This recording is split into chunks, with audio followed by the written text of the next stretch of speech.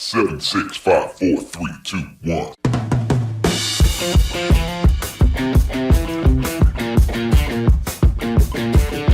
Hi, and welcome to the Marketing Essentials podcast. Our unique team helps small businesses grow by providing essential marketing expertise.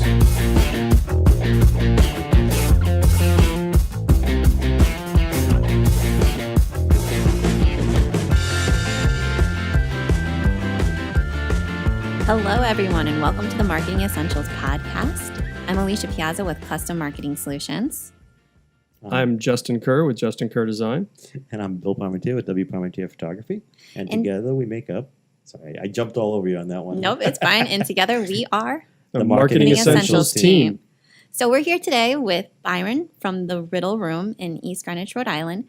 And we are here to talk about unlocking the mystery of creative social media tactics. See what we did there with that title? It's impressive. So Byron, thanks for joining us. Do you want to give us a little rundown for someone who maybe isn't familiar, like what your business is, and maybe explain it a little bit for someone who's not familiar with this type of business? Oh, I'd be happy to, Alicia. Thanks for having me. So our business is themed in the realm of escape rooms. However, we're not your typical escape room. Because of Rhode Island Fire Code, we try to focus on different tasks such as solving a murder, infiltrating the mafia, finding the treasure, something other than escaping the room. However, the basic concept is the same. So with our games, you have 60 minutes with a team of up to 10 to solve an interactive puzzle room. So basically, you're playing a board game and you're the piece. Instead of flipping over a card to find out a hidden clue or mystery, you're opening a door or a locked box, something that's physically interactive, where you can live the story like you're the actual player. All right. That's really cool. It is a really cool place. So if you haven't been and you're not familiar with the concept, that was a really great explanation. And in the theme of marketing. Yeah, it definitely was. And Byron, I had to say, you're really smooth. Now, have you done radio before? Yeah. No, first time. Oh, really? You've got Seriously? the DJ voice going there, man. Yeah. I mean, if the Riddle Room thing doesn't work out, you know. We may have a Sign spot me on. up. Yeah. We may have a spot for a certain... I'm not, never mind.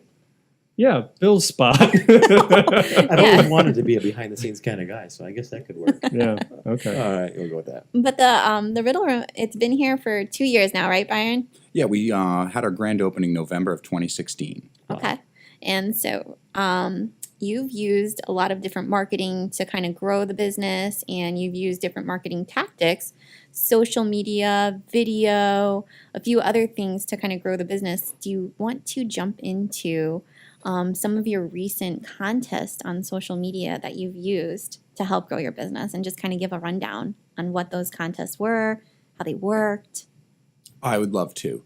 So with an educational background in marketing, I've always had kind of a knack for it. And with our contest, our major goal was guest interaction. We wanted to interact with our customers on another level other than when they walk in our door.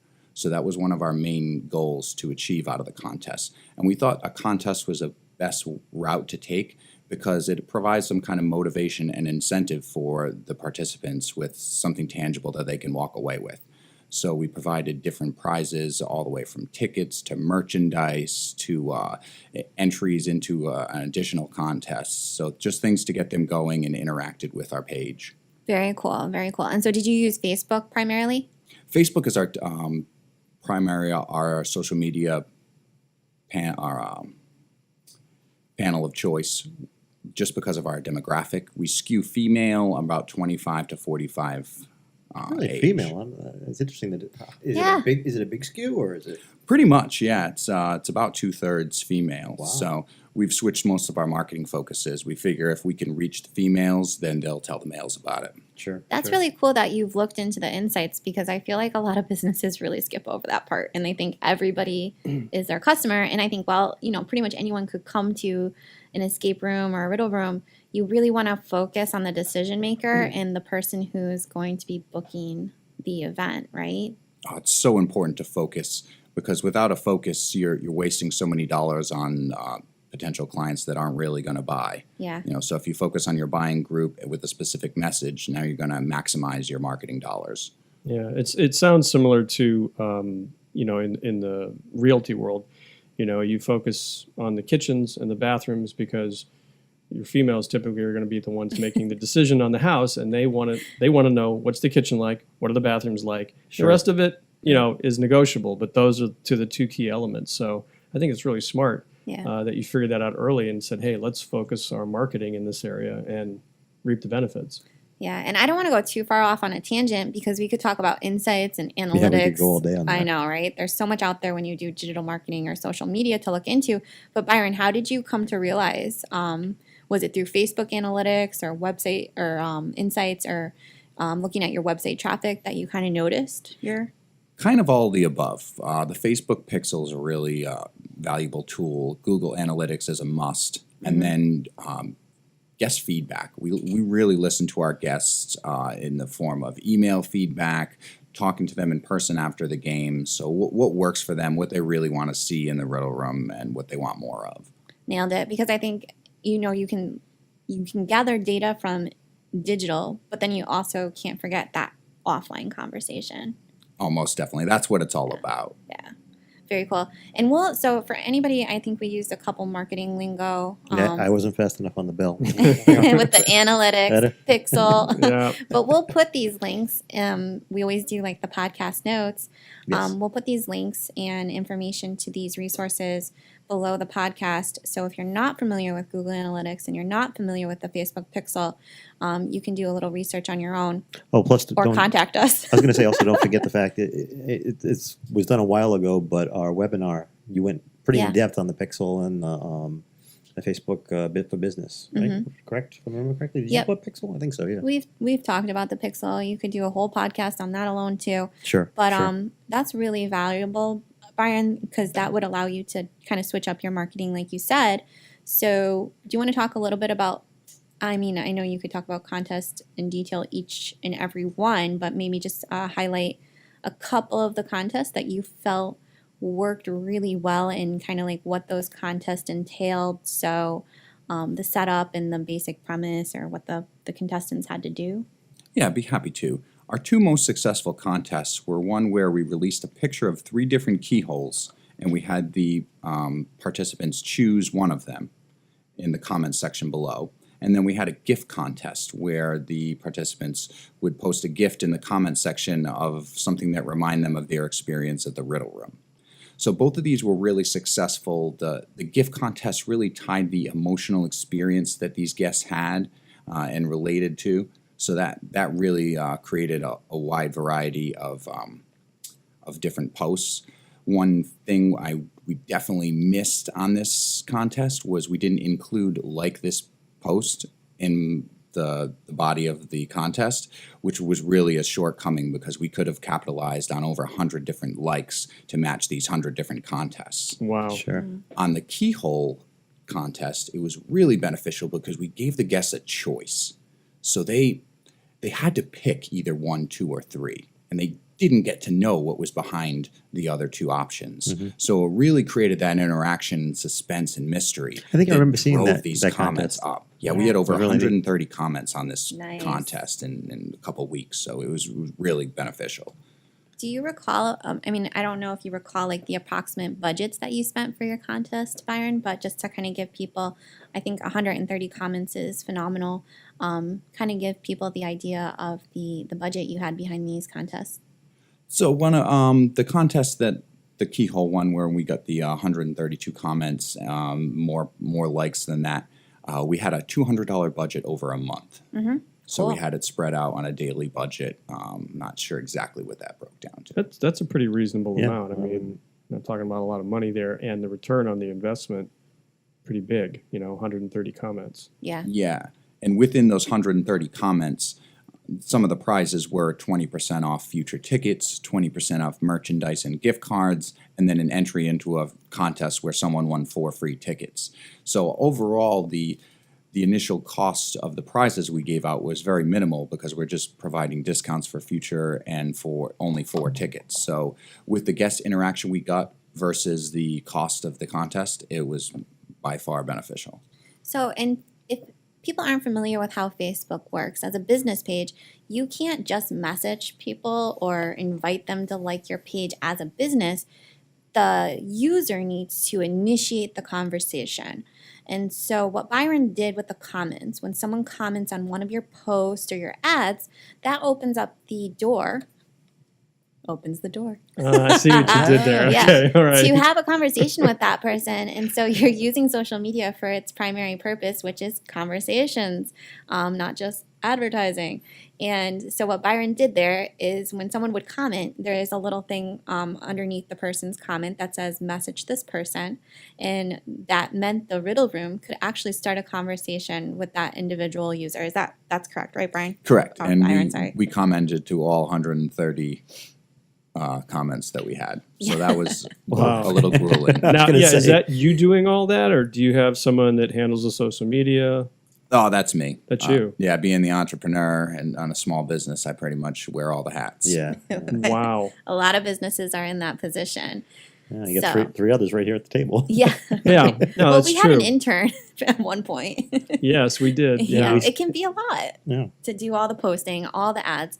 And Yeah. I think Yeah, it's a part-time job. and you wear all the hats not only in you're handling all these tasks, and again, I don't want to go off on a tangent, but there's also the technical ability. You have to understand how to set up things like an ad correctly and use a pixel and look at your insights. But then you have to be creative. Like, I think that's why your ad was really successful, because you did something different and you added in that, well, you make riddles for a living, right? Yeah, puzzles are my specialty. So creative elements may become a little more naturally to you than some other business owners. And so adding in that element of interaction, which you do on premise at your location, but kind of bringing that to your social media, being creative about it, I think those are like key elements. You're on fire She's today. just getting her, she's amusing herself She's- now. She's just on fire. People are going to turn this podcast off. I can't stand it. Key elements to being successful on social media, because if you were just like, claim your 20% off at the Riddle Room, I don't think that would have been as, like, it wouldn't Yeah. have gotten the attention. No, as the much. interactivity I think is key. I mean, now obviously you play off of that for what you actually do here in the Riddle Room, which is all about interactivity. But doing that in your social media was brilliant, because it does, when people engage with something, not only do they feel like they get more value out of it, but it's more memorable. You're engaging more than just one part of their brain. Yeah, and they won't gloss over it as quickly either. Yeah. We really wanted the brand of the Riddle Room to be a brand and not a company. We wanted it to be a culture where our customers interact with. And having these contests, they feel like they're a part of it. We always ask through surveys, their feedback, and giving them the choices through the contest. They really feel like they are living our brand as a culture, as opposed to just being a product that they can purchase on the street. Yeah, no, that's great. Now, you talked about one of the successes, the post that got 130 comments, and you followed up on that. And you even mentioned like, oh, in this other post, we should have said, hey, like this post. So have there been things that you've tried that have just completely fallen flat? I think really the main thing that fell flat was when we tried to use social media as a revenue generating outlet. So when we started looking at it as just customer engagement and not specifically revenue generating, it really started working more. They need to look at your brand 7 times or 7 touches. I believe Yeah. that, to have 7 touches before they actually want to purchase. So you need these fun, interactive moments that they don't feel like they're being sold. Because when I feel like I'm being sold a product, the first thing I'm going to do is take a step back. So you really need to engage with the customers on a different level. And some owners and managers don't want to hear that they're not getting a specific ROI for every single investment they're making. But when you put it together in a whole and it's part of your marketing plan, it really tends to work. Yeah, we've actually had this conversation with several different guests that we've had on, and the subject of marketing is you don't want to come off like you're selling. It is a long-term game, and Game. like okay. Stop. Okay. What? And, What is getting into Alicia today? It really, I don't know. She's on Caffeine. fire Just today. caffeine. Yeah, the Red Bull just kicked in, and you want that engagement. You want it's relational. It's not transactional, it's relational. And I think that's the point I was trying to get to. And it seems like you've really hit on that, that you're not just trying to turn a buck on the social media, but make it an engaging thing for your customers so that you have that relationship with them and they come back, and they bring their friends, and it's a long-term thing. Especially when you're dealing with a younger clientele too. I'm assuming yours are. You talked about the female versus male, but how about your age demographic? Typically 25 to 45-year-olds are the purchasers. However, we've had 7-year-olds to 102-year-olds participate in the Riddle Room, really? so it really can be for everybody. That's awesome. I lost my train of thought there. Just love when that happens. So the contests have been so successful, Byron. You plan to keep doing them every quarter or every so often and using social media as one of the outlets? We plan to have monthly contests, so we Nice. want to do at least 12 contests a year where we're providing different levels of prizes and things that our guests can walk away with. Okay. And in terms of like what you saw from the contest, I know we talked about getting the comments and the engagement, but in terms of like seeing new people come in and redeem their offers, collecting email, or just getting a conversation started, like what kind of qualifies it as a success for you? Really just the numbers of interacting, because we all know Facebook is difficult. You can build your likes up. We've reached over 10,000 likes, and reaching these 10,000 people that have liked our page is very difficult because you either need to boost a post to reach the people that you have already interacted with, or you need to pay for an ad to reach people that you haven't interacted with. Mm-hmm. So it's just having a post where we can spend minimal dollars and interact with over 130 guests is really how we measure it. Right, and so that's 132 comments, so that's direct interaction. But there's also, like, you probably had, I don't know if you recall, like, the impressions and the reach, but for that $200 budget, you probably reached a good amount of people in the local area and, again, your target audience, right? Yeah, almost 20,000. That's awesome. So you're getting that touch point, that brand awareness. You're creating, like, a point where somebody has maybe seen it on Facebook and then they drive by, or it's mentioned to them by a friend, and creating that just overall the touch points, which are important. So yeah, you got to create that awareness. Social media we consider to be the top of our funnel. We want to get them to hear about us and to learn about us through social media, and then to make their purchasing decision through other marketing. okay.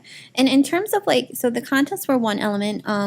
So with the contest, I think you said you used video, or were you using like static images? What were like the other elements of the contest or social media in general that you've used? We tend to use stock images for the startup to the contest, and we really like to use the Facebook Live for if we have a contest that involves a drawing. We want to do the drawing right live in front of the video so they know that everything is legit and that we're not pulling a fast one on anyone. So, and that also allows them to see us again. If they come to the Riddle Room, the same game masters that they're going to go through this experience with are going to be the ones that are on the video. So it's another interaction that we can have with them. Yeah, I know that's not the same. It's a part of your contest, but I think a lot of like Facebook Live in general, and we use Facebook Live, we're getting better at it. Slowly. Yesterday our camera Yeah. flipped upside down. When we don't have But, tech issues, yeah. Yeah. Who's the tech guy? We got to fire him. Nah, he's cool. But I think a lot of business owners are afraid to get in front of the camera, and they just want their business to be the face of, like their logo and their brand, and they are afraid to hop on a Facebook Live. But you nailed it too, Byron, when you said you want people to see you on social media as the top of your funnel. So when they walk in the Riddle Room, they kind of already know you and why. They're familiar. I think part of the problem with that is people are so concerned that they got to be just perfect on a Facebook Live, or they have Obviously, we know we know that's not true, at least for us. But Yeah, we don't have that problem because we were definitely not perfect yesterday during the live. So, no, I think a lot of business owners are concerned. Well, if I'm going to get on and do a Facebook Live, it's got to be perfect. I don't want to mess up. I don't want to stutter. I don't want to have a camera go flip upside down. Yeah. So how much time do you spend, Byron, preparing for a Facebook Live? Not much time at all. There you go, guys. See, See? just do We proved it. We usually write out a small script, and we either use a teleprompting app or we'll just write it on our poster board and put it behind the camera. It's just so we have all of our bullet points laid out. And the biggest thing that we've learned from doing it a couple times is just take it slow. Yes. Take a deep breath and just try not to rush through it. Yeah, breathing is important. It's like public speaking. When you do videos, forget people. You speak fast. You forget to breathe. And Yeah. Well, we've talked many times about our promo video early on. it was horrible. We tried doing a teleprompter, and the teleprompter was set in the wrong spot. So every time you looked at us on the screen, we were looking down or off to the left, and it just looked unnatural. Yeah. And even our talking was not natural. Then we learned after a while either memorize what you're doing or use bullet points like you're talking about, as Yeah. opposed to this fully scripted out. Hi, I am. Yeah, Yes. bullet points on a poster board really seem to work for us because, like you said, you're not reading it, but it's there if you need it. Yes, you don't forget anything. But Yeah. And the margaritas help too. Yeah. Always, or the tequila shot, whatever you prefer. So I want to, we've talked a lot about your promotions and everything, but I'd like to hear a little bit more about how you got into this and what your passion is here. I mean, obviously, you don't just go into this kind of business on a whim, or maybe you do. So Well, maybe you do. So why don't you tell us a little bit about that?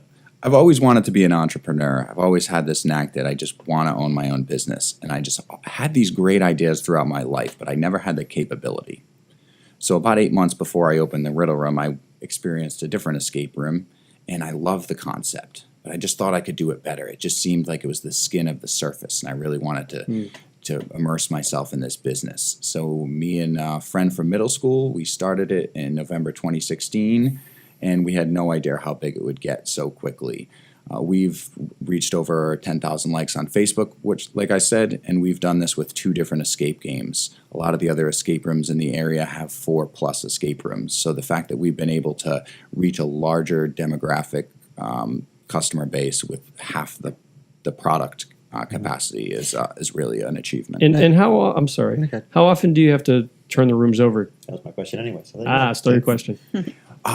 Typically in the industry, a good room stays around for about 3 years.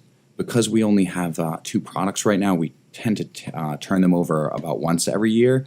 But we're looking to expand into a different location in the Warwick area this year, and we hoping to open 4 new games so we can have them hang around a little bit more and also provide more options for our customers. You also was talking earlier with us off mic about the fact that you have a traveling version of it in the works. Ooh, yeah. Or am I giving up something? A little Oh, too no, early? not at all. We just finished beta testing our traveling game, and it is absolutely fantastic. Way better feedback and positive That's awesome. So things that- than we can have imagined. Goes to someone's house or like an event. Like how does that work? There's a couple ways we're going to do it. It can travel to your house or business if you have a large party or a large team building event. But the prices for that would be a little bit more than most people will want to have for like a small birthday party. But we are going to have some restaurant nights. So we're going to pick a couple restaurants in the area where we can have a room set up, and they can basically sign up for an experience and also get a meal together. So there'll be a combined price, and it'll be great idea. a way for us to allow the customers to experience this game without paying the full price to get it at their Reminds house. me a little bit of those murder mystery dinners that you could either buy a kit and it gives you the recipes of how to cook the whole meal, and then there's a script that it's like for 7 people, and you kind of follow through it and have to solve the mystery. And they even for a while there was a short line train in Newport that Yeah, I ran remember a murder mystery dinner. And so while you're on the train, you're having dinner, and then there's actors there, and they're you're interacting with them to try to solve the mystery. So this sounds kind of along the same lines. It sounds really cool. Yeah, similar concept to interactive theater for sure. We're interacting with our guests. They're living the actual experience. Couple differences, but for the most part, very similar concepts. Oh, very cool. Very cool. So, in terms of social media, we got to talk. I'm bringing it back to the marketing. I'm sorry. Way to bring us back. I know, Alicia. but- I love background stories and all that. No, the background stories are key, and There you stories- go again with the key. Yeah, well, stories also make Don't up a good help part her. of your marketing. We talked about that a few times. Yeah, having Yeah. like a And I tend to gravitate towards that. It's like, being able to Storytelling. tell a good story. Yeah. I mean, you've got multiple layers here because you've got the story of the rooms, and the interactivity of that. But I'm always interested in, entrepreneur backgrounds and, where the idea came from and, why this versus opening a restaurant or opening up a bowling alley, yeah. Yeah, it is. It's a very different type of business, which I think is cool. And so on that note, Byron, do you think contests are something that other businesses can use in their social media marketing? Oh, most definitely. Restaurants could severely benefit from this. I mean, if you give away one plate to someone, chances are they're going to bring a group of 4, and they're going to, there's going to be 3 paying customers that walk on the door that you wouldn't have had originally. Yeah. And then And one of these dishes is poisoned, and you have to guess which one. Nah, probably not. No, it's probably Not a good good theme idea. for a restaurant. No. Yeah, all right. That works for us, though. though. That would be bad. No, but I mean, that's really, restaurants have done that in the past in a non-digital way with the old fishbowl in the front with the drop the business card, and you'll win a free dinner Yeah, or whatever you it see that happens a to lot. be. Because they're smart for that very reason, is they know I give away that one dish, I may get 4 or 5 more people that come along with them. Right. So why not take that to the digital realm? Yeah. And so, like, I think with your offers, like, as a business owner, you need to know your profit margins. Obviously, you don't want to be just giving away the house, or is that the saying, giving away the house? Sure. Go ahead. I Yeah, don't giving know. away the farm, Yeah, something sure. like that. You need to know your profit margins, but you brought up a good point, Byron, where you have to think out, if I give this, what will it bring in? And a good client of mine once said, if it doesn't hurt, if the offer doesn't make you flinch a little bit as an owner, then chances are it's probably not a good offer. Interesting. So that's like his litmus test. Is that a good analogy? Yeah, to see litmus if test. because like some people will be like, 10% off, and it doesn't really do well, and then they're just like, oh, well, Why that doesn't didn't everybody work. want that? Yeah. But it wasn't a good enough offer. So on the flip side, though, you don't want to go bankrupt, basically. Free meal for 10. Yeah, I think you have to fit the offer to the business, and like I was thinking, this is great for B2C, restaurants and things like this. I don't know how a contest would work in a B2B situation. yeah. That's different. Like a attorney. Half off your case or something. I don't know. Win a free bankruptcy. Maybe not that, but I think in the B2C, if you have a fun type of business or something where you can be more laid back, if you use social media to interact with people, so for instance, like HVAC, that's not really a fun industry, like heating and cooling, but they could do a contest where you could win a Nest thermostat. Sure. That's like $100 Sure. and something dollars, and you're getting in front of extra people. Or if it was a dry cleaner, Yeah. win 3 free shirts or something. I mean, Right. I think there's a way to take this concept, that you're using really well, Byron, and extrapolating it over to other businesses. But it's not going to fit every single business. But definitely there are many B2Cs that could use the same idea. Oh, most definitely. And they definitely want to focus on not only what the offer is going to be, but how to get the offer in front of their customers. Like I said, with the keyhole, it really worked with giving them a choice, and they couldn't get the other 2. So it really created that suspense and drive that made them, want to see what this offer is. And then once they got the offer, they were more likely to use it because, like we said, it was something better than just a 10% off or something like that. Right. Yeah, the element of surprise. So, going back to the keyhole contest, we want to talk about the logistics and the technical aspect of that contest. So I don't know if our listeners are familiar with bots. So me and Byron talked about this before the podcast, but bots are great integration into your social media, and essentially it's allowing an automated conversation to happen within your messenger on Facebook, and or your website. So for instance, if somebody messaged your restaurant saying, "What are your hours?" your bot, if it was set up properly, would pick up on that question and deliver the right So answer. it goes off certain keywords? Is that what it is? Correct, yeah.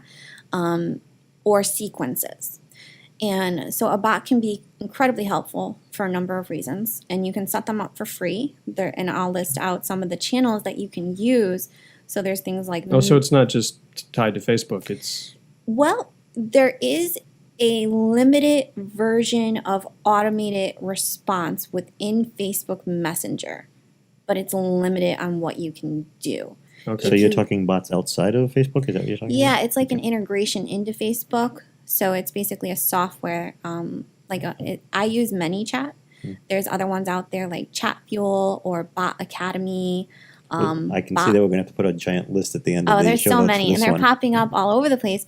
In the finance industry, like banks use them for customer service. So like live chat, a lot of times when we go on these major companies' websites and we're talking to like AMX, you're initially talking to a bot who's fielding the information saying, okay, this question needs to go to this department. This question needs to go to this department.